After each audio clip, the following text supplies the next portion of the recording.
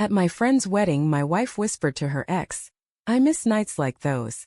So I decided to show her what she'd really missed. I knew something was wrong the moment I saw the way she looked at him.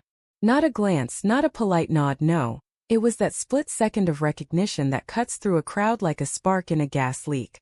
We were at my best friend Ryan's wedding. The string lights glowing gold over the dance floor, laughter and clinking glasses filling the hall. And then across that sea of tuxedos and dresses, my wife's eyes met his. Her ex Daniel. She froze, glass halfway to her lips, the faintest tremor in her hand. I saw it. I saw everything. You don't spend 7 years with someone without learning every nuance of their body language. The way she bit her lower lip, the slight tilt of her head, the forced smile, she was remembering. I tried to ignore it. Tried to push the creeping dread back down my throat with champagne. Ryan was introducing me to people, telling stories, and I laughed in all the right places. But my eyes kept drifting back to her. To them. The two of them standing near the bar, pretending it was all casual, that he hadn't once been the man she thought she'd spend forever with. It wasn't until later, when the music slowed and the crowd thinned out, that it happened. The moment that shattered everything. I was coming back from the restroom, walking past the side corridor near the patio doors, when I heard her voice, low, familiar, soft. And then his. I don't know why I stopped. Maybe I did know. Maybe part of me already wanted to catch her in something, to confirm what my gut had been screaming all night. "I miss nights like those," she whispered. His laugh came out rough, nostalgic. "Yeah, you always did love trouble." I didn't hear the rest. I didn't need to. The world tilted for a second, and I stood there staring at the floor tiles, my chest tight and hollow all at once. It wasn't even what she said, it was how she said it. That wistful tone that used to be reserved for me. When she found me again on the dance floor, I pretended nothing was wrong. I smiled, handed her another drink, and asked if she was having fun. She said yes too quickly.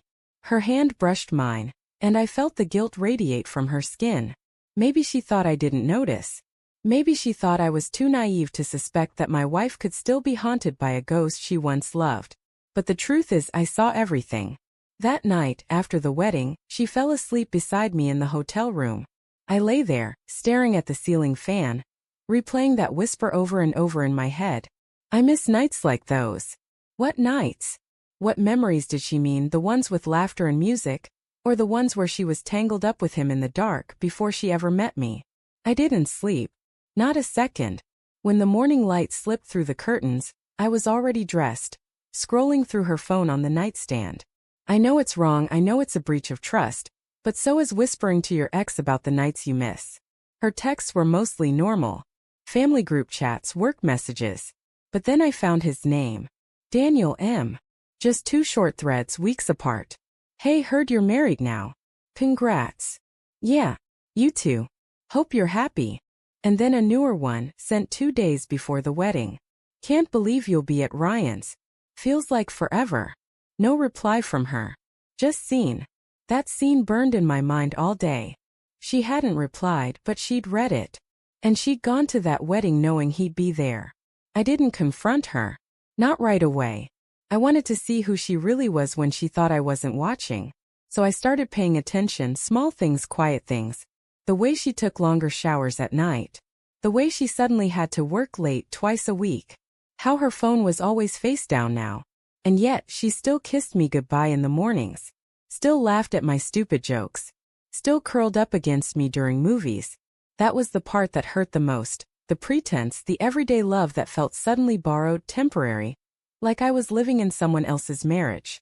2 weeks later, I asked her casually, "Do you ever talk to Daniel anymore?" She looked up from her laptop, expression steady. "No." "Why?" "Just wondering," I said.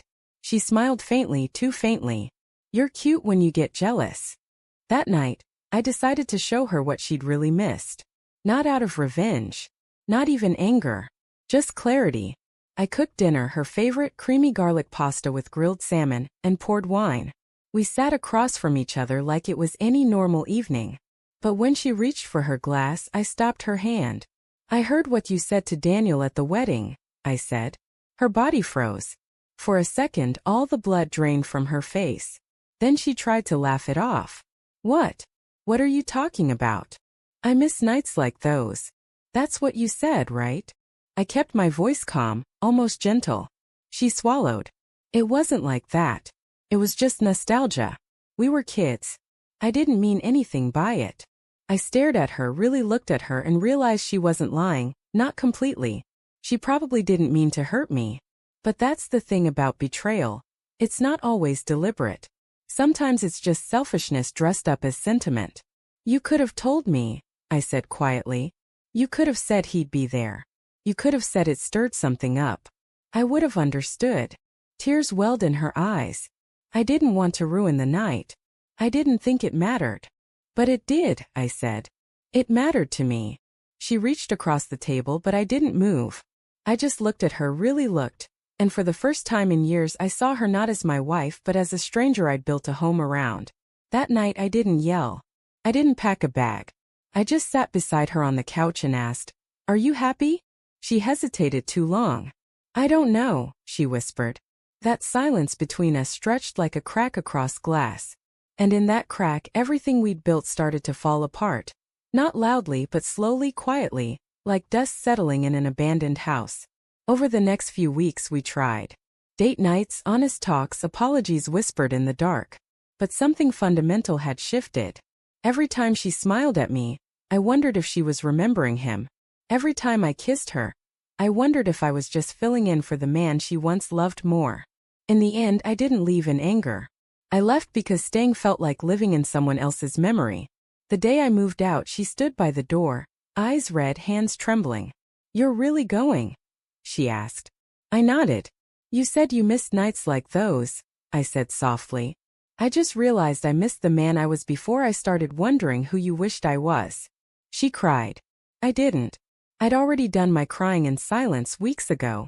Now some nights I still think about her, about us, about that wedding and the words that changed everything. I don't hate her. How could I? She was human. Flawed, lonely. Searching for something she thought she'd lost. Maybe we both were. But I've learned something in all this. Love doesn't end in an explosion, it fades in whispers. The kind you think no one hears. And when I think back to that night, the laughter, the lights, the music, I realize something simple, painful, and true. The thing she missed wasn't him. It was the way she used to feel about herself when someone loved her like I did.